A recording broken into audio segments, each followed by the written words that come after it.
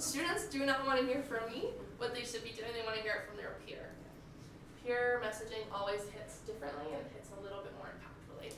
And so I want to really work to build out this peer mentorship program because I think that that could truly be impactful for students who maybe don't slot into some of the other incredible support services we have like EOP or Bridges or ACE.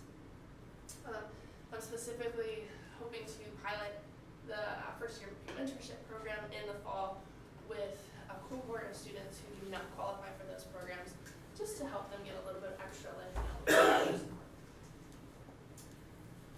I think that's maybe my next one is okay. Summary. Here's what I'm doing. Here's what I'm hoping to do. We're really working to transition to this structured, engaged, and scaffolded model that is outcomes driven. We don't do things just to do them. We don't do things just because like, oh, we can. We do them because they matter, and we're going to show that they matter through the use of data, through the use of our student reflections. Really, what it comes down to is students are going to be more successful when they have a cohesive experience. When they have an experience that is supported by an office that is dedicated to making sure that they get the resources and the knowledge that they need at the time that they need. Timely interventions matter. I'm really excited to be doing that. So in sum, that's me. And I'm really grateful for the time that I've had here with you. I think the next slide is questions, or maybe it is just the end. But I'm happy to take questions and answer anything that can through. Thank you for indulging me as I talked about my passion project for like 20 minutes. I appreciate your attention and whatever I can do to help answer questions. Questions, comments? I'm sorry? No, I'm just asking if anybody has any questions or comments. Yeah, please. Are you always this wired? Yes. Yes. She is. Eric's probably like, thank God, I'm getting a break from it. So, I enjoy every second. It's $20 later. I think you're the right fit. It's great to see your passion for it. I think that comes through, and the things that you talk about make sense in a different approach. I'm still surprised that we call it orientation. Sure.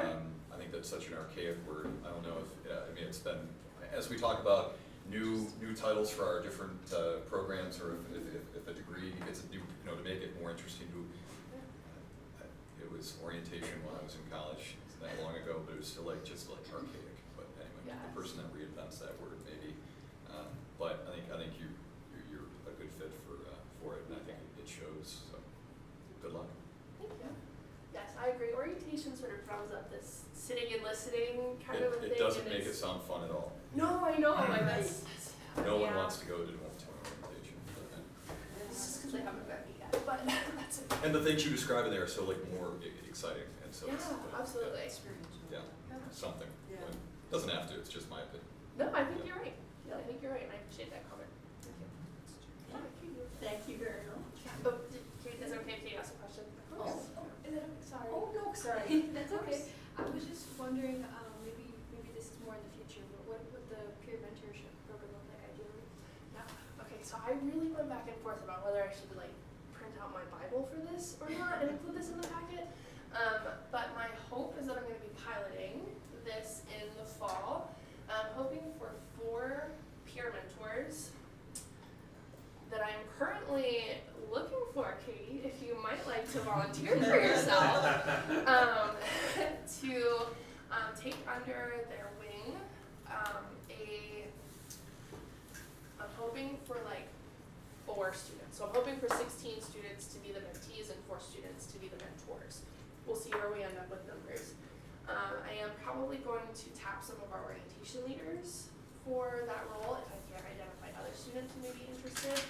And we're going to use some time during orientation to promote the program, to say like, hey, if you think you might benefit from something like this, let me know, and we will work you into that program.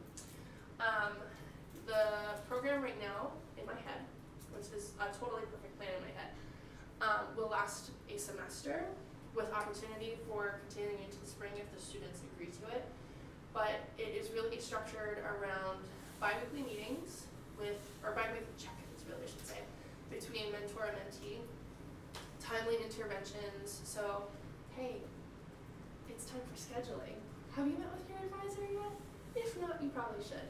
Or, hey, it's midterms. How are you doing? How are you feeling? Have you checked out the tutoring center or the writing block for some of that additional support? Because again, they don't want to hear it from us. They want to hear it from their peers. I'm also hopeful to help use the peer mentors to normalize asking for help a little bit more. We know that students are, for a variety of reasons, not super willing to identify and say, I need help with this. Whether that's they don't want to look dumb, they're worried about looking weak, that imposter syndrome we talked about, whatever that may be. Megan, I don't mean to interrupt. No, Are please. you also seeing, and I mean, and some of the other folks in the room, the COVID kids? Are you still dealing with a lot of that where, I mean, you know, they were stuck in a room for a year and so that, what you just said, not knowing how to ask for help or unwilling to ask for help, like you said, they sat behind a computer screen for a year and Yes. so you're dealing with that. There is really something to be said for the fact that for a lot of students, anytime they face any sort of uncomfortability, they just go and walk away from the computer, right? And that has translated to some inability to ask for help, some conflict avoidance, some people are calling it protecting their peace, some people are calling it like, you're just like you are not being resilient, right? Speed bumps versus roadblocks is a big thing that we're going to talk about in FYE. So is this a problem that that you can get over very easily, or is this actually something that is systemic and a barrier to your success? Sometimes students see a speed bump as a roadblock, and I'm hoping to help use the peer mentors to address some of that for sure. I think if you ask me what the biggest challenge in higher ed right now is, again, from my biased, limited perspective, it's that students don't know or won't ask for help. And SUNY approved our funding for peer mentoring this morning. Okay, that's great. Breaking news. Breaking news. Thank you. I will spend that money. So that'll be really great. Additional resources to help address that is always really wonderful. And I think that even in my limited time here, we have some really amazing students who are like, no, I want to help my peers, and I will do that even if you're not going to pay me. But when we can pay them, that's also really nice. So that's really great. Are there any other questions? Yeah. Thank you. Thanks. Thank you very much. I included my business card in the packet if you have any other questions, because I'm the person that wakes up at 2 a.m. and is like, I should have asked this. You have my information, and I'd be happy to chat more. So, thank you.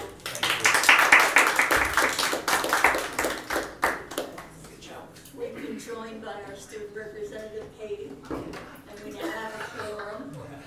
We do have one more presentation, so we'll do that, and then we'll go back and do the minutes that we couldn't do because you weren't here, we wouldn't have a quorum. So thank you for coming. Yes, I apologize. I was doing a class presentation. Oh, well, certainly understand. Okay. Okie dokie, I've got a clock in front of me because I don't want to go too crazy. And also, I will be recording this for my mom. She wants this. Aww. Hi, Mom. Okie dokie. For those who don't know me, my name is Austin Pellissier. I recognize a lot of friendly faces in the room. Today I'll be talking about the Student Success and Equity Intensive, along with leadership and the importance of student voices. Just to start off with a quote, today's mighty oak is yesterday's nut that held its ground.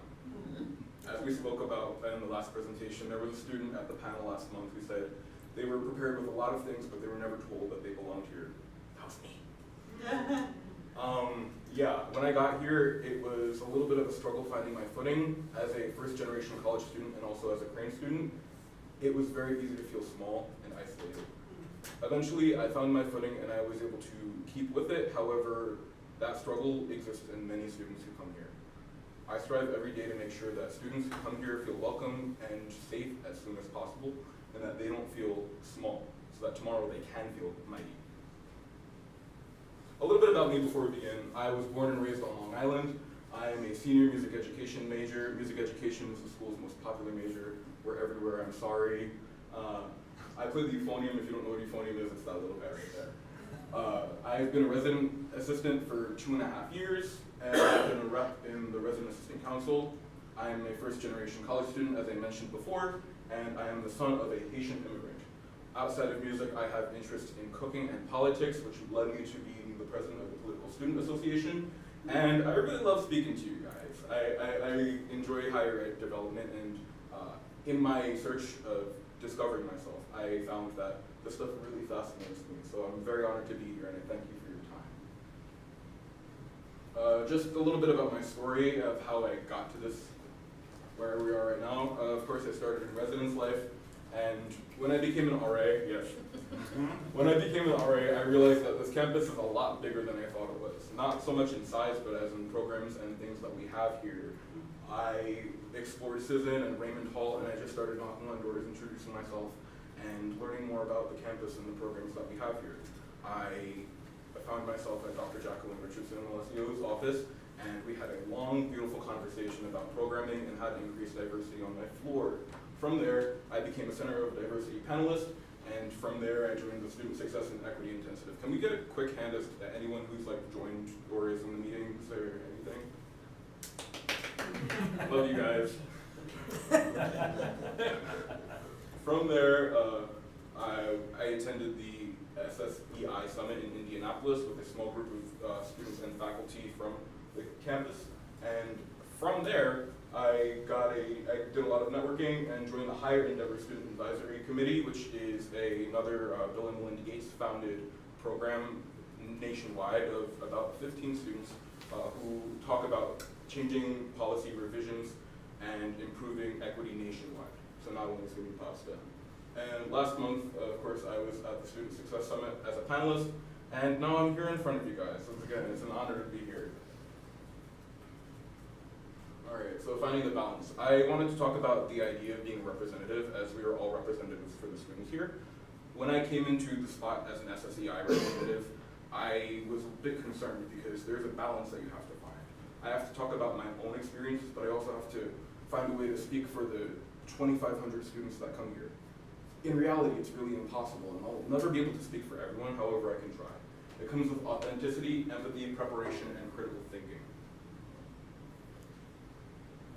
The importance of student voices. I can name a million reasons as to why student voices are important, but I chalked it down to pretty big four. First of all, modern problem solving.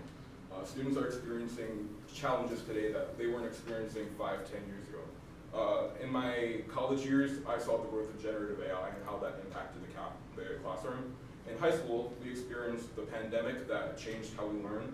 In middle school, we had unrestricted internet access and social media, ages that we really shouldn't have had. Yeah, I was 10 years old with a Facebook account. I would post. Exactly. So all of that changes how we develop, both as students and as people, socially. And all of these things come down to what it means to be successful at SUNY FAFSA. Communication gaps. Students often don't go to faculty and staff for their concerns or opinions. They go to each other. They post on Yik Yak. They complain to their partners, or maybe they'll come to their RA, but really not really. So it's important to have these students in the room to make sure that the little murmurs that go around campus actually make it to the people who can affect change. Accountability. We don't want to create echo chambers. All of you, I imagine, are working in the best interest and want to do the best for your students. However, sometimes there's as we said before, communication gap as to what works and what doesn't. Having a student in the room means that you can get direct feedback as to what's working. Finally, addressing humanity. We don't want to see any sort of change as in us versus them situation, as in students are some impenetrable force that we cannot contact. Students are people, students are adults, at least most of the time here. So we need to treat them as such. If anyone has any questions or comments, feel free to just shoot in. You don't have to wait until the end. Defining student success. All right, I love participation. Can anyone give me their definition of student success? Graduating on time. Graduating on time. That's what my mom said last night when I practiced with Mom was right. goes into it, but I think we've talked a lot about belonging, and that's a big part of it. Definitely. Anyone else? It's what you feel you need for success, It's so what you- you feel successful. Yeah, We've done our job. all very good answers. And if you ask every student on this campus and every faculty and staff on this campus, they'll give you something different. And that's important and that's valuable. Because at the end of the day, there is no one definition of student success. So when we have these meetings where we discuss how to improve student success, we gotta remember that means different things for everyone. For some people, that means graduating on time. For other people, that means finding a major that they actually love and that they're passionate about. All right, so a bunch of lessons that I learned from SSEI and beyond. I'm not gonna go through all of these, however, there are some that really stuck out to me, both at SSEI and the other leadership positions I've had on campus, on and off campus. First of all, data matters, but it's not the end all be all. We have to remember that students are people and not plot points on a graph or chart. We have to remember that a lot of the time these initiatives are for the sake of having nuance and describing why things happen and not pointing fingers. So we gotta remember that students are people, they have humanity.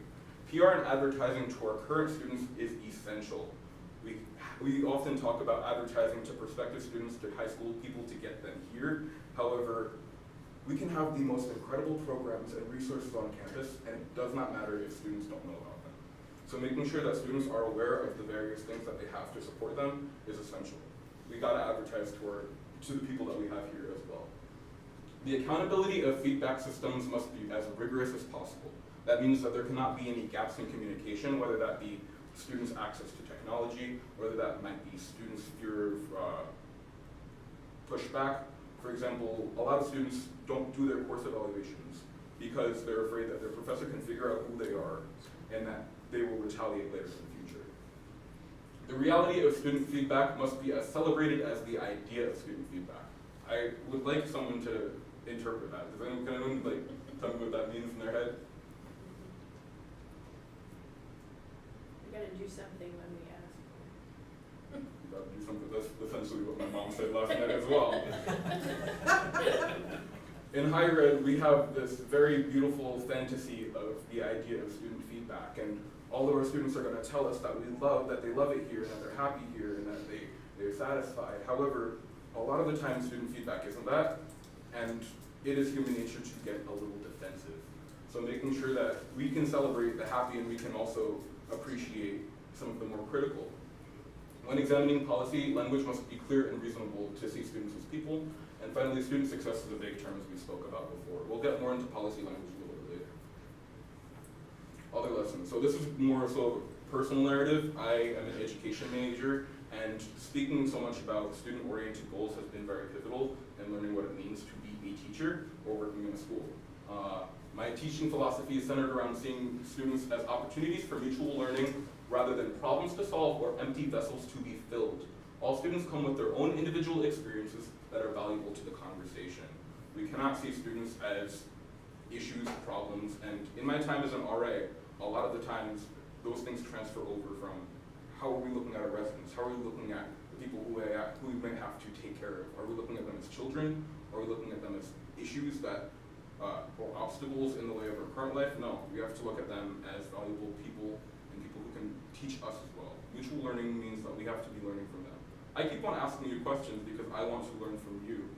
I hope that you're learning a little something about me as well. Importance, at least personally, my being in SSEI has meant the world to me because the people in the room, they don't only listen to me, but they lean in. They're active, they're engaging, and they see me as one of them, which honestly I was a little afraid of at the time. I guess growing and turning into whatever I'm turning into right now. I've learned that a lot of the time we get in our own heads, and as we spoke about in the last presentation, students have a habit of getting in their own heads and often not asking for help or determining if they are worth it. And our student population is worth it. That's why they're here, and we need to remember that. We gotta push that. As I said before, I learned a lot of things here when I came here as a freshman. I didn't fully learn what my place was here.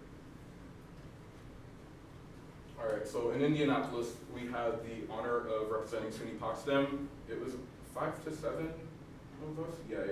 And it was 7 other colleges that came together for a 3-day summit speaking around student policy. We spoke about addressing equity gaps in our own campus policy and talking to other campuses.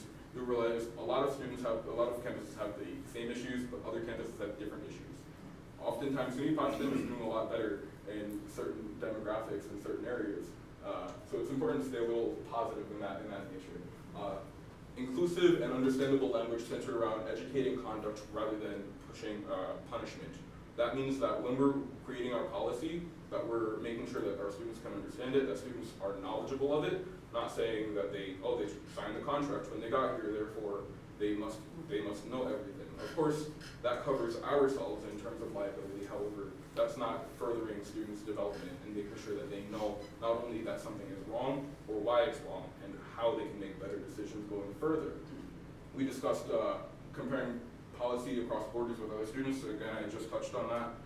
Other campuses have a lot of the same issues, but a lot of different issues. So being able to talk about this in a nationwide setting, we had people from down south, we had people in the Midwest, and certain things were different, some things were the same. Of course, recognizing cultural differences and how that may affect the student's academic development. Cultural differences are one of the biggest, they're one of the, I'm thinking about how to phrase that, but it's okay. Cultural differences make a very big impact in terms of if student retention, if they're graduating on time, and a lot of the times it can come down to finances, a lot of the times it can come down to familial support in other ways, emotional support, and what it means. My father, he came here as an immigrant, and he made sure that he could give me the best opportunities possible. A lot of people fight, and sometimes they don't get the same support from their parents. I guess we talked about that in the last presentation. But yeah, creating a student-centered environment, not because we have to, but because we want to, and we want to work in the best interest of our students. And of course, improving retention, which we've spoken about a lot in different cases. We've got a boatload of data talking about retention and how it's translated amongst various demographics. All right. Finally, what's next? So we're going to be overseeing the new advising system. I know a lot of people are putting their hands in that and they're very excited about what that means. We've got many focus groups and workshops for student feedback going forward in the future.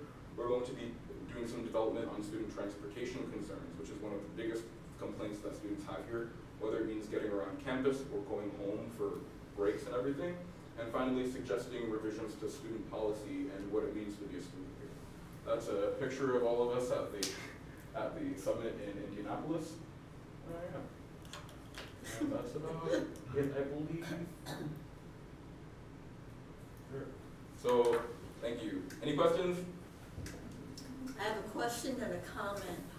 Where on Long Island? I live in a town in Suffolk called Selden. It's about 10 minutes southeast of Stony Brook. I went to high school in Bay Shore. Oh, I went to church in Bay Shore.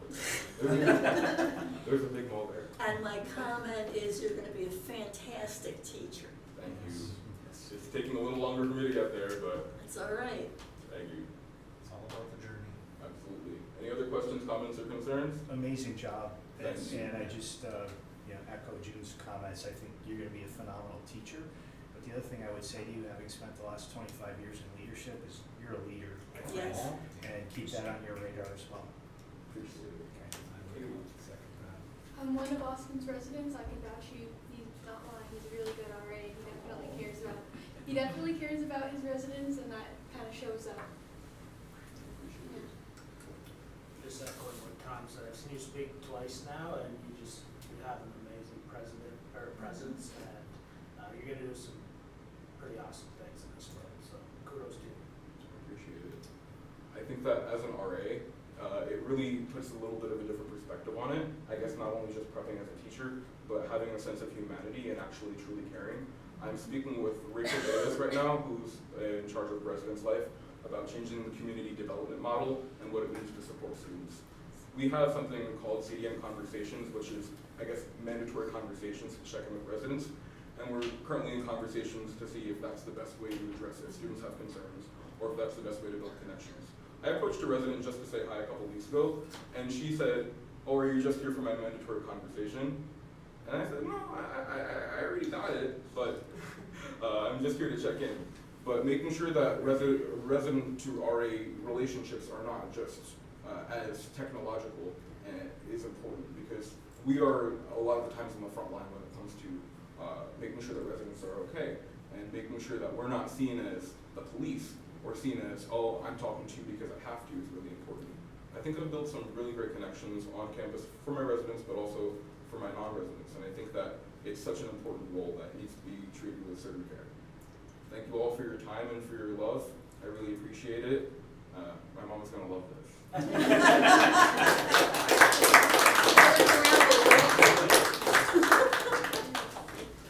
Thank you.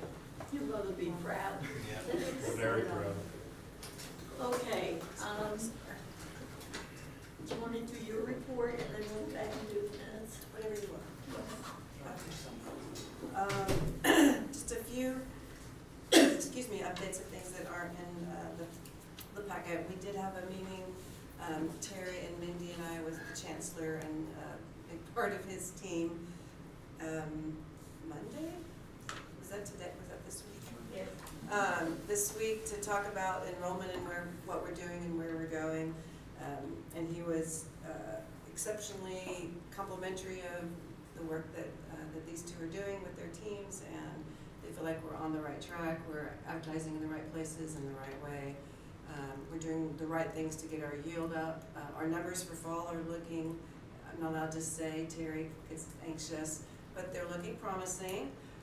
We're in a good spot now compared to where we have been this time in the last few years, so we're feeling very hopeful about that. But it's always good when the chancellor also is supportive of the things that you're doing and feels like you're making the right decisions. So kudos to Terry and Mindy and their teams for that. Let's see. Welcome, Tom, again to this group. I appreciate your taking the time to do this. I thought I would pull out just a few events coming up on campus in case you were interested in participating. We're actually doing the first campus cleanup on May 1st. So we have a spot on, I almost said Facebook, a spot on our webpage where you can go if you have ideas. And actually one of our staff members put the idea of a campus cleanup on there. So fiscal plant ran with the idea. We're doing that May 1st to help spruce up campus for commencement. So we're very excited about that. Next week we have our foundation and alumni boards on campus, so if you're around, you'll see lots of people here, lots of going on. We actually on the 24th are doing a faculty and students showcase, so if you happen to be in the area from 12 to 2, it's a great way to see what's going on our campus. And that's going to be in the Barrington Student Union. Next week we also are going to have David Fleur on campus, kind of a visiting artist. He's the one that we gave an honorary degree to back in January, works for Disney Animation Studios, and he's going to be doing what I think will be a phenomenal presentation if you're able to be here on Thursday, the 23rd at 6 o'clock in Hosmer. Basically just talking about the sounds of Disney animation in his career and how he mixes and how he, I'll say, creates the magic, because it's Disney and magical.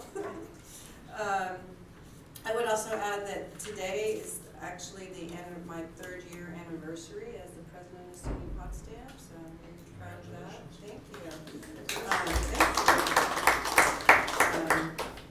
And I'm very proud of the team that you see in this room and the people that they represent and the work that we've done. It has not been an easy 3 years, as you all know, and we still have work ahead.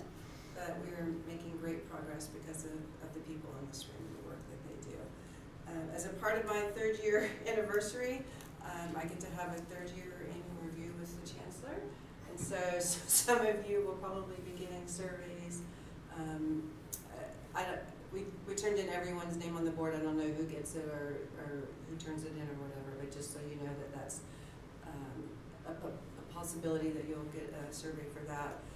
I don't ever find out who turns them in, and the answer is the information is put together and given to me in summary format. So I'll never know what you say individually.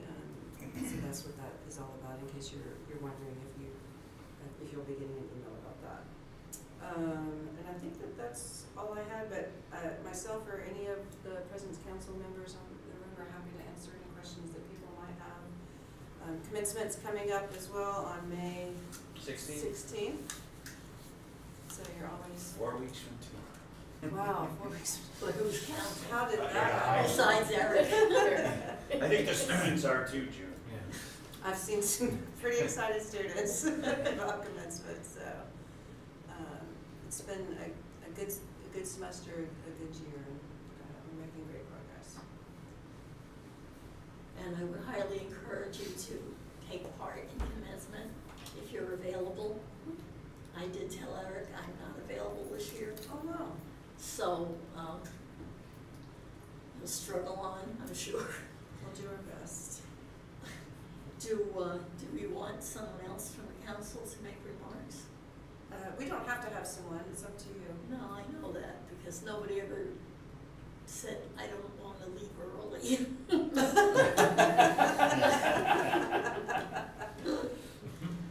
All right, I'll get back to you guys Sure. on that, but at least you know you're not gonna get it from me. I'll promise you. Okay, thank you. Our next meeting of this group, It's in the fall. okay, it's after, yeah, okay. So you're free this summer, except for commencement. It's really, our commencement is unlike It's extraordinary. others, and once you've been to it, you will never look at another commencement the same way. I mean, the music alone is outstanding. I agree. And the fact that we have so many first-generation college students that are graduating, it's just, and with, you know, the joy with the families, and it's just amazing. And having it under the clock tower is really, Yes. really stunning. And now, as a part of our first year experience, their very first official event on campus there is also under the clock tower. Oh, that's So they that's start and great. end their campus career under the clock tower. My first year here, the forecast was horrible, and I texted Jenny, I was like, maybe we should do this inside. And I told my team, I was like, let's just move it. And they're like, inside, and they're like, please don't do that. And I said, So we'll do 3 I said, graduations watch instead of Channel 1. 7, you'll know it's gonna be horrible. So on Wednesday, I was like, really guys, we should move this inside. And they're like, I wouldn't do that, you've been here 3 weeks, I don't think I would do that. So I sent an email out to all the students that were graduating. And, student response for emails is generally 7%. We had 75% of those graduating respond. And 80% of them wanted to be outside, even though I gave the forecast. I said, you're gonna be sitting in thunderstorms. And I understood when I walked down, there's actually a picture of me that we use for promotion, when I looked at the clock tower and I got it. June's correct, it's a special event, so, yeah. Okay, so now we have to go back, now that we have our official quorum, is there a motion to accept the minutes as submitted, or are there any corrections, additions, subtractions from the last meeting?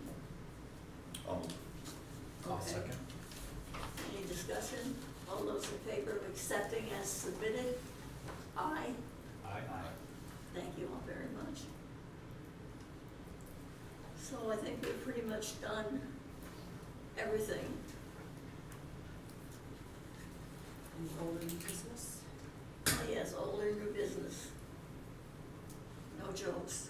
I just had a question from Yeah. one of the presentations, and having been a superintendent for 20 years, I really appreciate not, people blindsiding you or you don't have data available. But I was wondering with Megan's presentation, what that first year attrition rate looks like, and then targets she might have in the out years, Sure. about how her program might affect that. Sure. I thought her comments were interesting about the academic issues, back in the good old days, it was more about time management and doing your laundry that sunk for Yeah. a lot of kids. They still don't know how It's, to they do their still, laundry. that's still. That's timeless now. Yeah. So just curious. Yeah, when I got here, we were at around 88% fall to spring retention. And then fall to fall retention somewhere in the mid-70s, 80s, and we've gone up about 4 or 5 percentage points in both of those.